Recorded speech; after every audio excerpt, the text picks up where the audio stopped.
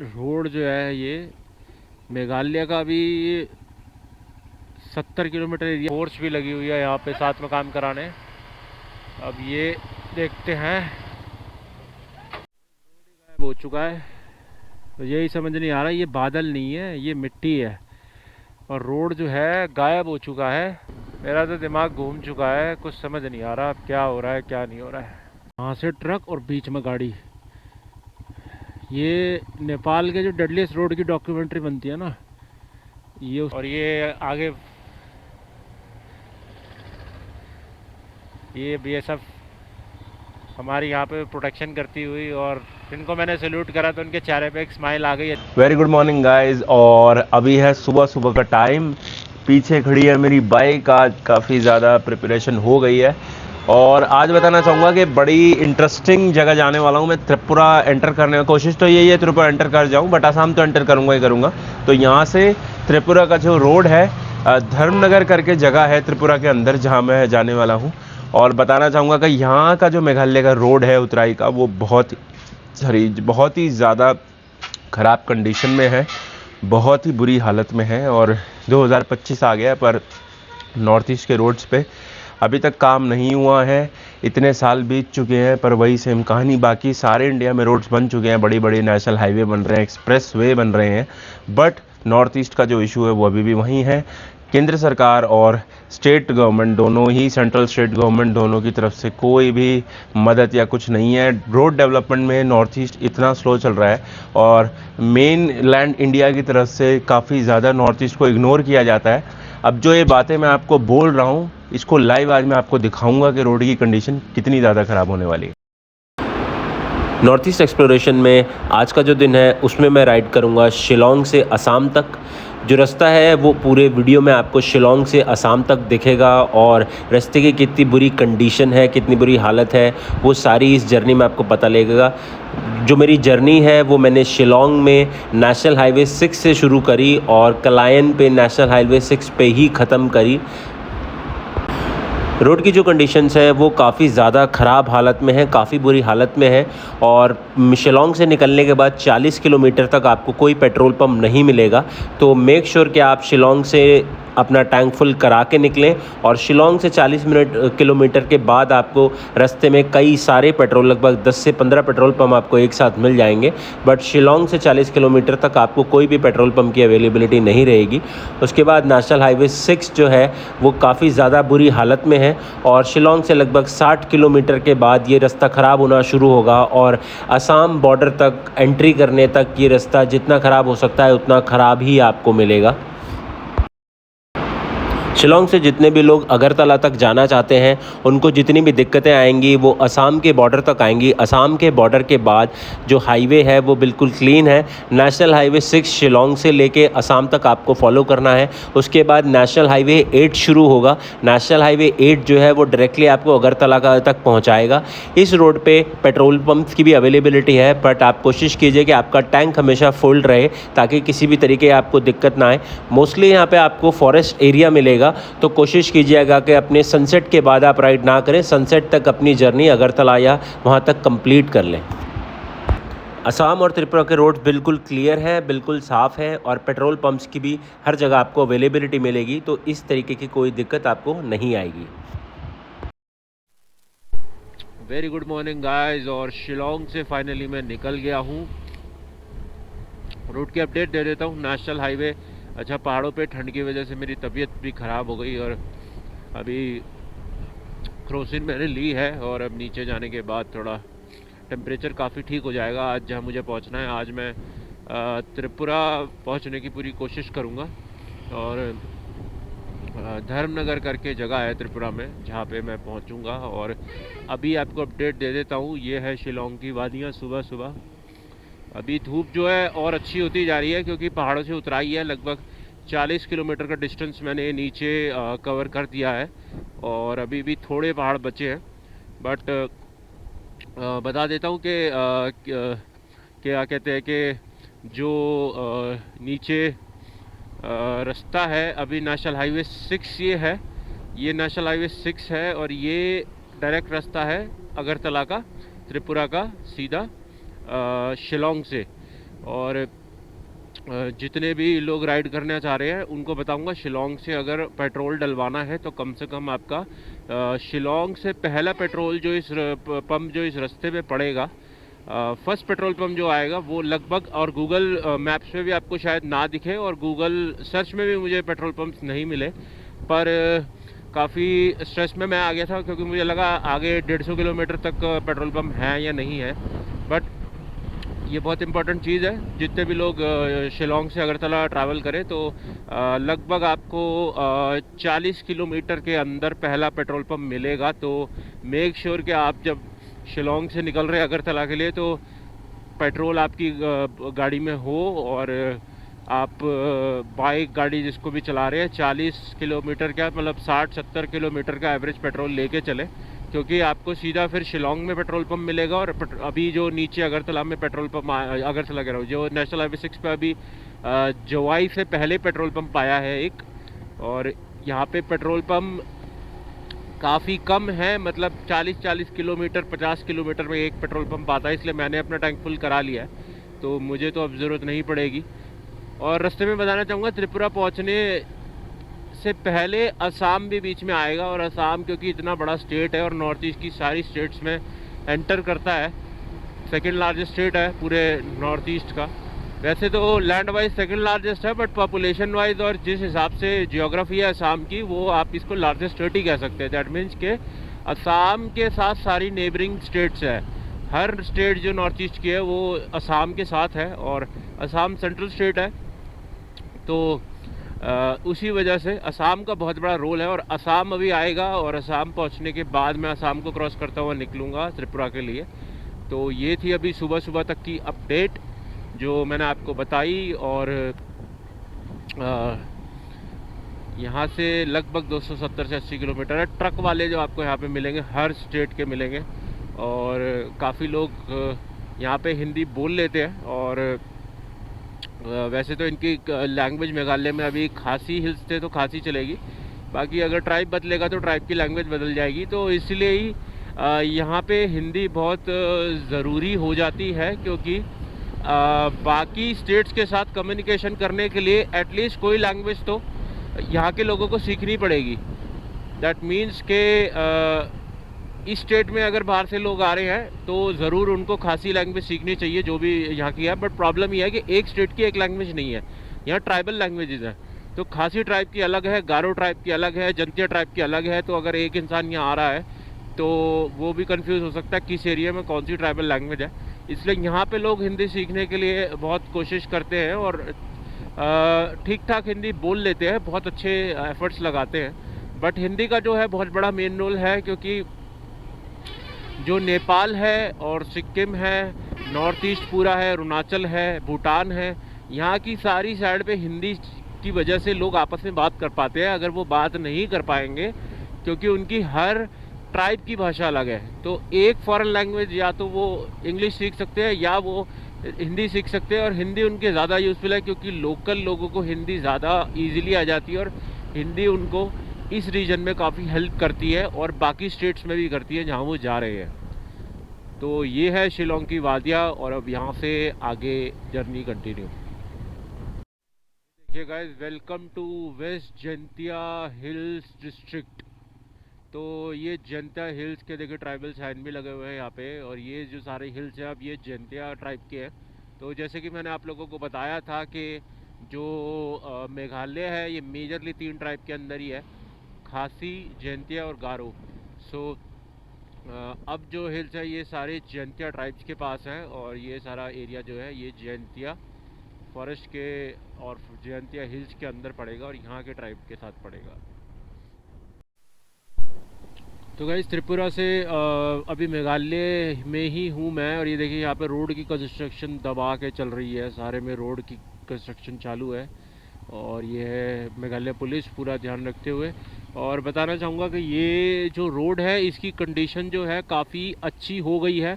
अभी मैं आपको अपडेट देता जाऊँगा कि कितने किलोमीटर तक जो है वो रोड बिल्कुल मक्खन बन चुकी है। अभी जैसे मैं शिलोंग से 90 किलोमीटर 80-90 किलोमीटर कवर कर चुका हूँ, और पूरा रास्ता जो था बिल्कुल स्मूथ। सिर्फ शिलोंग से थोड़ा निकलने के टाइम में थोड़ा गांव वगैरह की साइड में था, बट मेजर जो नेशनल हाईवे 6 है वो गवर्नमेंट ने काफ़ी अच्छा बना दिया है यहाँ पे। तो ये अभी तक तो यहाँ से अगरतला के लिए जो ये सीधा रोड है नेशनल हाईवे 6, इसका 90 किलोमीटर तक तो अच्छा बन गया है। इसके बाद अब आगे देखेंगे कि असम एंट्री में कितना बेटर है और असम एंट्री के बाद त्रिपुरा एंट्री में कितना बेटर है, कहाँ के स्टेजेस में कैसा कैसा बना हुआ है। ये लाइव अपडेट मैं आपको देता जाऊंगा, इस ताकि जितने भी लोग इस रूट पे ट्रैवल करने वाले उनको रोड का आइडिया हो कि आज की डेट में मार्च के महीने तक कितनी डेवलपमेंट रोड की हो चुकी है।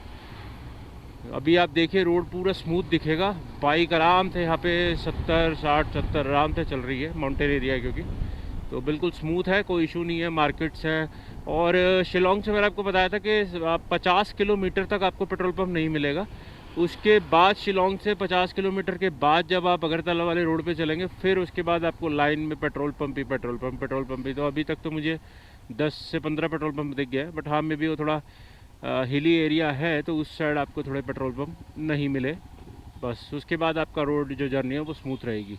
Guys right now I am in the Jaintia hills और आज मेरी तबीयत थोड़ी ख़राब है, फीवर है और ज़ुकाम है क्योंकि ऊपर शिलोंग में ठंड थी और बाइक राइडिंग में चीज़ें ऊपर नीचे होती रहती हैं। तो हैविंग माई टी और ये है जैंतिया हिल्स। तो अभी जैंतिया के लोगों से मुझे पता चला कि जो ड्रेसिंग रहता है, खाना रहता है, मोस्टली गारो, जैंतिया और बाकी तीनों ट्राइब्स का सेम ही है। तो जस्ट नाम का डिफरेंस है, बट लैंग्वेज और बाकी चीज़ें लगभग सेम है, बट लैंग्वेज का मेजर डिफरेंस है और ड्रेसिंग भी लगभग सेम ही है।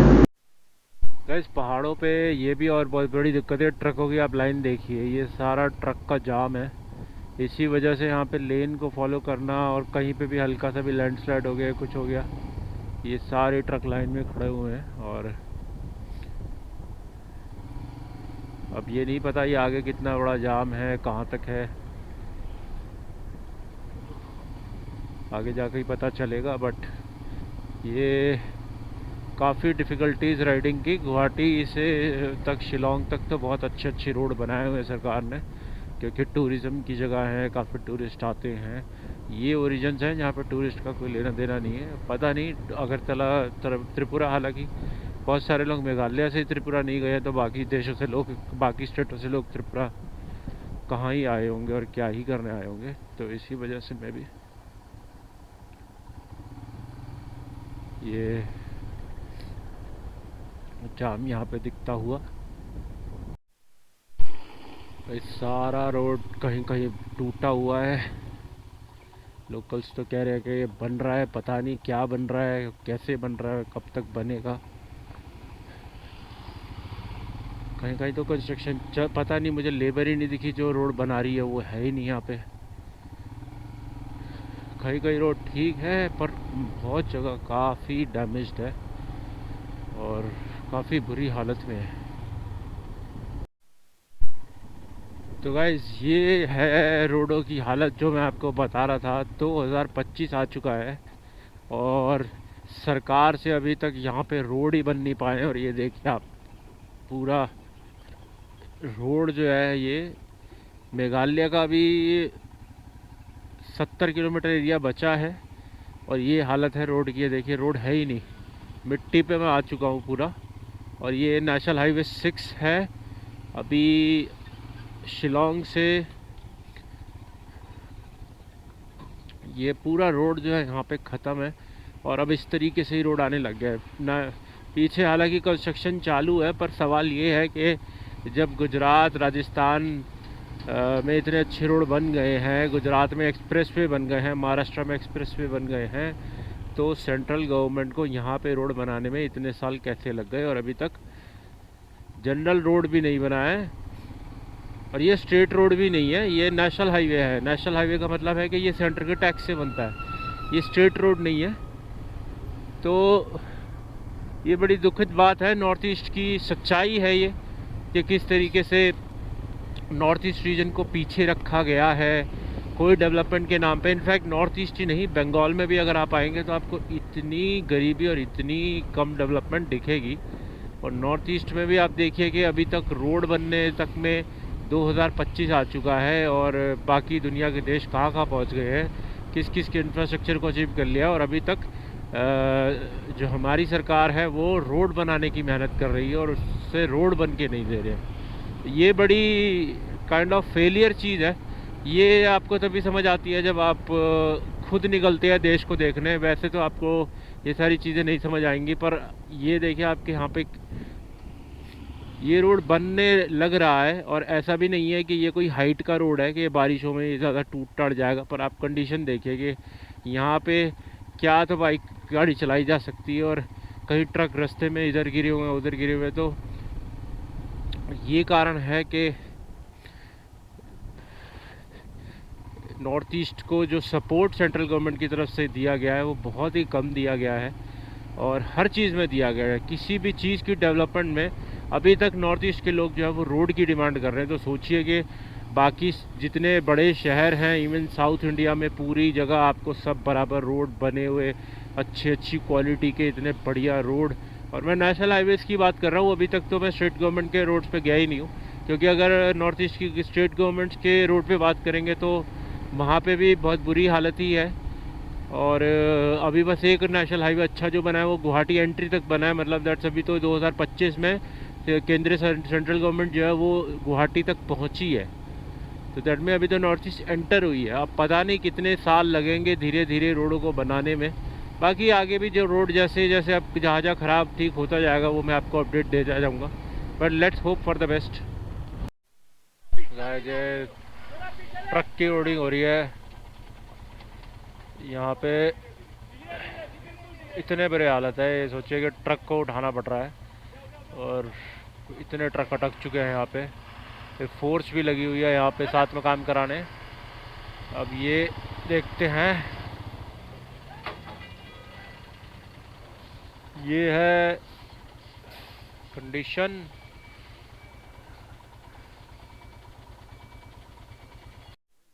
हो चुका है, तो यही समझ नहीं आ रहा ये बादल नहीं है ये मिट्टी है, और रोड जो है गायब हो चुका है।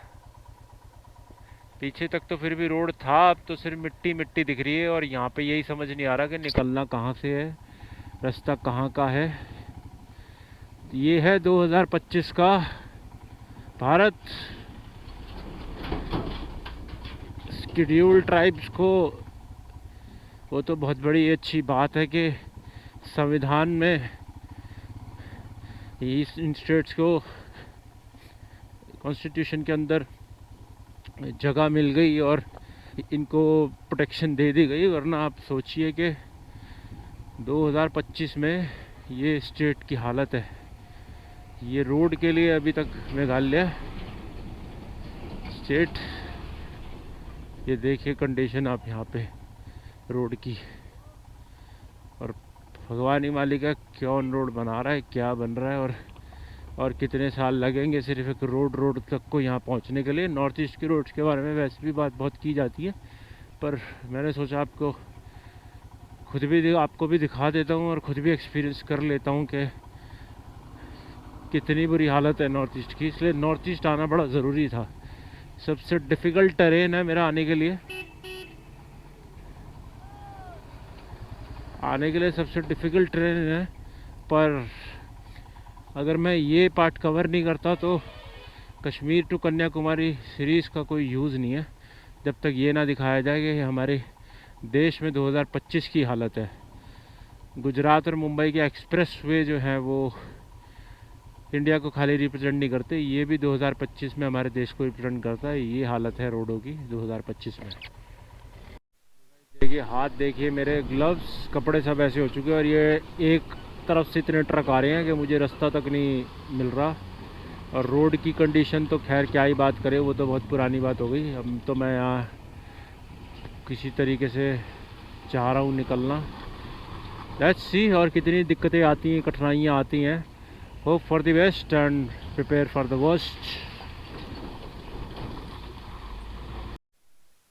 गाइस ये तो खुशकिस्मती है कि मैं बाइक पे हूँ। ये सोचिए, देखिए सरदार जी पाजी खड़े थे, और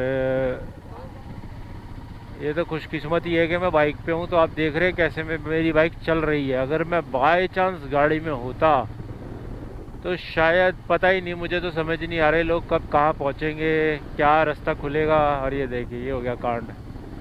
मेरा तो दिमाग घूम चुका है, कुछ समझ नहीं आ रहा अब क्या हो रहा है क्या नहीं हो रहा है। ये देखो कंडीशन, इसको कहते हैं कंडीशन। यहाँ से ट्रक और बीच में गाड़ी।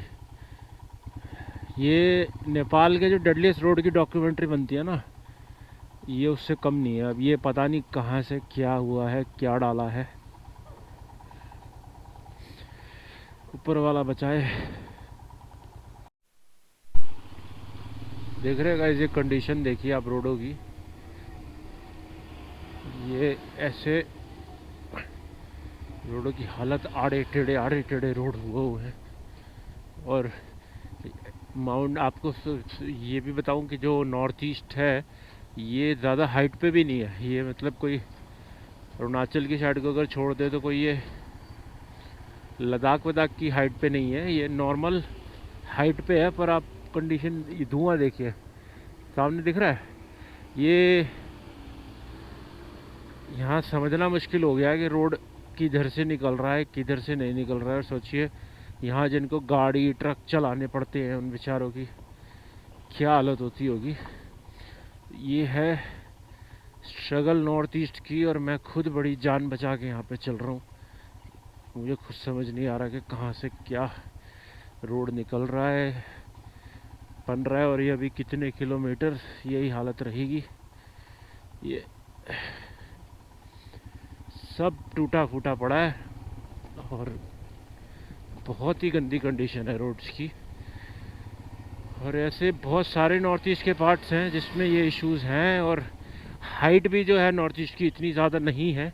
आप अगर कभी शिमला जाएं, आपको शिमला के रोड देखिए कितने स्मूथ रोड हैं, बड़े बड़े हाईवेज़ बन रहे हैं और इतने चौड़े चौड़े हाईवेज़ बन रहे हैं।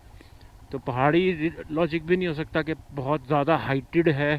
और अरुणाचल भी नहीं है ये तो मेघालय है। और मेघालय का भी कितना लोअर पार्ट है, ये कितना मतलब मैं 100 किलोमीटर नीचे उतर चुका हूँ मेघालय से। और असम तो बिल्कुल ही फ्लैट है, ये देखिए आप। तो बहुत ज़्यादा दिक्कतें नॉर्थ ईस्ट के लोगों को फेस करनी पड़ती है। और कोई अपनी खुशी से साउथ इंडिया नॉर्थ इंडिया नहीं जाता और वहाँ पे लोगों से बिना बात का रेसिज्म नहीं चाहता।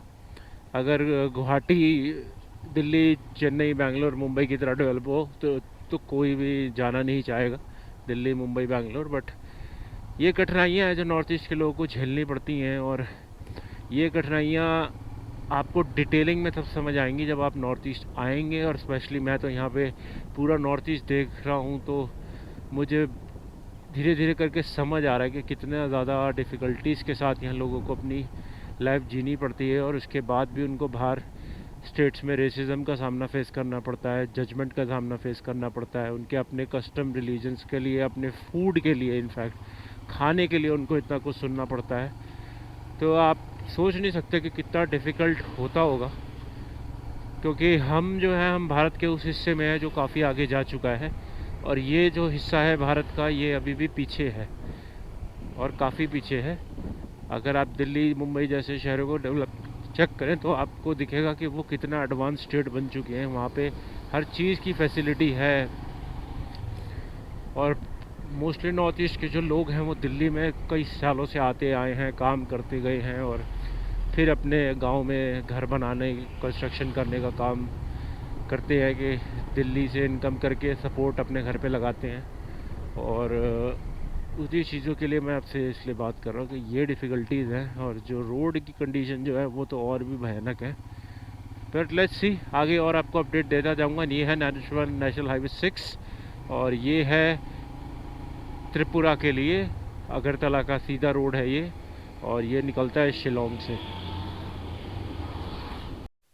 दोनों तरफ ट्रक और रास्ता ही ख़त्म, बंद हो गया है। पता नहीं कौन कहाँ से जा रहा है, कौन कहाँ से आ रहा है। टूटे हुए रास्ते और दोनों तरफ से रास्ता बंद। ये मेरी लाइफ का सबसे टफेस्ट राइड है ऑन रिकॉर्ड अभी तक। इससे ज़्यादा टफ सर्कमस्टांसेस में मैंने लद्दाख में भी बाइक नहीं चलाई, क्योंकि वहाँ रोड बने हुए हैं और प्रॉपरली जगह बहुत है रोडों की। तो ये मेरा अभी तक का टफेस्ट राइडिंग एक्सपीरियंस है और सबसे करेजियस मैं कहूँगा, क्योंकि ऊपर से जब मुझे भी लोग आते देख रहे हैं तो सोच रहे हैं कि बंदा कहाँ से आ रहा है, कहाँ जा रहा है, क्या कर रहा है, भगवान मालिक है। अब ये देखिए यहाँ से बलेनो निकल रही है, ये सबको जाम करेगी। ये खुद तो जा ही नहीं पाएगी और ये बाकियों को भी अब जाम कर देगी। इसी चीज़ का मुझे डर लग रहा था कि मैं निकल जाता, बाइक जा सकती थी, पर अब ये गाड़ी फंस गई है, ये अब ना निकलेगी और ना निकलने देगी।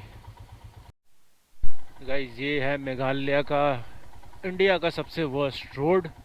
और एक तरफ है मेघालय की शिलोंग साइड जहां आपको मिलेंगे सबसे मक्खन रास्ते। बट ये जो मैंने अभी पिछले इस रोड को कवर किया है, ये मेरा सबसे वर्स्ट एक्सपीरियंस है इंडिया के किसी भी रोड में। और ये गलती जो है ये हमारी सरकारों की है, लोगों की नहीं है। लोगों का तो इसमें कोई रोल ही नहीं है, बट यहाँ के लोग इतना दुखी हैं इस चीज़ से। और आप कंडीशन देखिए, 40 किलोमीटर तक ऐसा रोड है, मुझे समझ नहीं आ रहा कि मैं पहुँचूँगा कब, कहाँ और कैसे। और बाइक मुझे और ध्यान से चलानी पड़ रही है क्योंकि बाइक में कोई दिक्कत है तो यहाँ सोचिए किसी को पहुँचने में भी क्या टाइम लगेगा और क्या होगा। इसलिए ज़्यादा नेगेटिव सोचने की बजाय फोकस सिर्फ बाइक को आगे बढ़ाने में है। और इतना गंदा जो रोड है, ये मेरा इंडिया का सबसे वर्स्ट एक्सपीरियंस है अभी तक। छोटे से गांव में और अलग अलग स्टेट तक मैं चला गया, पर नॉर्थ ईस्ट की जो हालत सरकार ने कर रखी है सीरियसली बहुत बुरी है। और भगवान ही मालिक है कि क्या होगा नॉर्थ ईस्ट के लोगों का। और ये सच्चाई जो है ये आनी ज़रूरी है, सरकार की नाकामी दिखानी ज़रूरी है। सरकार के सिर्फ वादे और लोगों की शक्लें जो है ना वो मिट्टी में, मेरी पूरे कपड़े मिट्टी मिट्टी हो चुके हैं, लोगों की शक्लें मिट्टी हो चुकी हैं। इतनी बुरी कंडीशन है यहाँ रोडों की। ये मेघालय है, जबकि मेघालय तो इतना बड़ा स्टेट है नॉर्थ ईस्ट का। तो आप सोचिए मिज़ोरम त्रिपुरा साइड भी क्या होगा, नागालैंड, पूरे नॉर्थ ईस्ट में कहाँ क्या डेवलपमेंट हुई है, भगवान ही मालिक है। और ना सरकार की कोई नज़र है। अब जाके सरकार थोड़ा बहुत असम की तरफ पहुंची है और असम जो है नॉर्थ ईस्ट के दिमाग में आया है। बट ये बहुत ही सैड स्टेट ऑफ अफेयर है। भाई मेरी इतनी बुरी हालत हो गई है, सारी पब्लिक मुझे देख रही है। लोग मेरे कपड़े देख के सोच रहे हैं कि ये बंदा कहाँ से आ रहा है, क्या करके। देखा आप कैमरे पे जो भी इंसान आपको दिखेगा सब मेरे को घूरते हुए दिखेंगे आपको, क्योंकि मेरी इतनी गंदी हालत हो गई है ऊपर के रास्ते में। बट फाइनली मैं हूँ अभी बांग्लादेश बॉर्डर के पास और ये है असम, आगे है त्रिपुरा। और यहाँ पे बांग्लादेश का कल्चर बहुत ज़्यादा बांग्लादेश का कल्चर है, तो उसी वजह से अब जो है गर्मी भी हो गई है, लैंड एरिया भी हो गया और बंगाली लोग भी काफ़ी हैं। बंगाली लोग यहाँ पे रहेंगे, चाहे वो बांग्लादेश के हों या चाहे वो हमारी बंगाल साइड के हों। उनके साथ बड़ा कंफर्टेबल मेरे को फील रहता है, क्योंकि बड़े बड़े सीधे लोग हैं और बड़े नरम मिजाज हैं, बड़े फैमिलियर एज इन बड़ा इंटरेस्ट लेते हैं बात करने में, मिलने में, पूछने में, जवाब देने में। तो यहाँ पे जो भी बेल्ट में लोग मिलेंगे सारे धर्मों के मिलेंगे, हिंदू मिलेंगे, असमीज़ मिलेंगे और बंगाली, मुस्लिम, बंगाली, हिंदू, सब कल्चर के लोग मिलेंगे। पर अब जो है मैं इस जोन में कंफर्टेबल हो जाऊंगा, क्योंकि मैं काफ़ी टाइम इस जोन में स्पेंड करता आ रहा हूँ। बंगाल में मैं काफ़ी टाइम से हूँ और बंगाल इतना बड़ा प्रोविंस है कि बंगाल के आसपास की जो स्टेट्स हैं उनमें भी बंगाल का ऐसा, आसाम में भी बहुत सारे बंगाली हैं और त्रिपुरा में हैं। वैसे ही बहुत सारी जगह यहाँ पे बंगाली बहुत सारे हैं। तो और अब सबसे बड़ी बात है कि दिन जो है वो बड़े हो जाएंगे और 7 बजे वही अंधेरा हुआ करेगा, 8, 9, 10 बजे तक रौनक रहा करेगी। पहाड़ों पे सबसे ज़्यादा इशू आता है, दिन छोटे होते हैं, 5 बजे डार्कनेस, 6 बजे 7 बजे तक लोग अपने घर, और फिर सुबह ठंड, शाम ठंड। उसी वजह से मेरी तबीयत भी ख़राब हो गई। तो पहाड़ों का सबसे बेस्ट मुझे टाइम जो लगता है वो गर्मी में जाने में लगता है, जब वहाँ पे आप आराम से टी शर्ट वगैरह में घूम सको। वरना उसके अलावा ये हमारी फोर्स जाते हुए यहाँ पे असम की BSF भी है और यहाँ पे हमारी असम राइफल भी है। ये सारी फोर्स है हमारी यहाँ पे जो चलती हुई। और ये आगे ये BSF हमारी यहाँ पे प्रोटेक्शन करती हुई, और इनको मैंने सल्यूट करा तो उनके चेहरे पे एक स्माइल आ गई अच्छी सी। ये है हमारे डिफेंस जो यहाँ पे पूरा गार्ड करती है, और बहुत अमेजिंग लोग होते हैं फोर्स के। अभी आप देखिए कि जैसे उन्होंने स्माइल करा, जनरली क्या होता है ना कि आप फौजियों को सल्यूट करेंगे ना, वो बेचारे इतने स्ट्रेस में, इतने टेंशन में ऑलरेडी रहते हैं, वो बड़े थके से आपको दिखेंगे क्योंकि उनका काम इतना लोड का रहता है। तो इसलिए वो आपको सल्यूट वल्यूट करेंगे ना तो आपको हो सकता है बड़ा कोल्ड रिएक्शन मिले, बट वो अपने चीज़ों में इतना व्यस्त रहते हैं, क्योंकि फ़ौजी की एक लाइफ है जो इतनी टफ लाइफ रहती है। इसलिए डिफेंस का भी, अब जितनी डिफेंस मुझे दिखती जाएगी उतना मेरा मूड और अच्छा होता जाएगा। तो फाइनली इस जोन में मेरा दिल काफ़ी खुश हो गया है। आराम से अब मैं चाय पीऊँगा, जहाँ प्रॉपर्टी मिलेगी रुक जाएंगे। देखो साढ़े वीर जी इतने पंजाब से बहुत अमेजिंग फील आ रही है गर्मी में आके, और मेरा मूड फोर्स डिफेंस को देख के। अब ये पूरा लैंड जो है ये फ्लैट हो चुका है, पूरा एरिया पूरा चपटा ज़मीन हो चुकी है। पहाड़ जो है सिर्फ यहाँ से दिखेंगे, उन पर राइड नहीं करना। तो एक हफ्ते से जो मैं राइड कर रहा हूँ पहाड़ों पे काफ़ी हालत ख़राब हो गई, बीमार भी हो गया, बट अब आज कोशिश है कि दवाई ववाई लेके ठीक हो जाएंगे। तो गाइज आप मेरी हालत देख सकते हैं, और ये मेरी कंडीशन है ऊपर से नीचे तक की पूरी। और आज का जो दिन था वो मेरी राइडिंग के सबसे ऐतिहासिक दिनों में एक है, कि मुझे बिल्कुल उम्मीद नहीं थी कि इतना गंदा रास्ते होने वाला है मेघालय का। असम से रास्ता काफ़ी ठीक है, बिल्कुल बना हुआ है, बट मेघालय के साथ जो केंद्र सरकार कर रही है और स्टेट गवर्नमेंट कर रही है वो बड़ी गलत चीज़ है, क्योंकि इतनी बुरी कंडीशन 2025 में किसी रोड की बहुत ही दुखद बात है और बहुत ही सैड चीज़ है। बट आज का दिन मैं यहाँ पे करता हूँ ख़त्म, और अब आगे निकलूँगा मैं यहाँ से धर्मनगर।